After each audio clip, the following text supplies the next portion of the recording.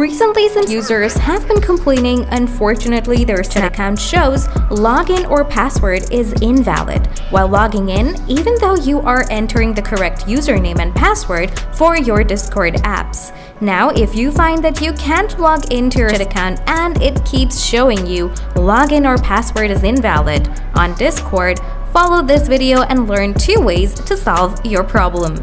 Now, if the first process did not work for you, be sure to check the second process.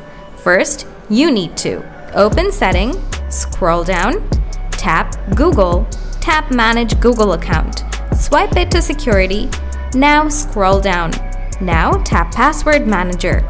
Now just copy the username and the password from here and paste it right here. Tap Login. Now, if you didn't save your login credential on your Google account, you must follow second process.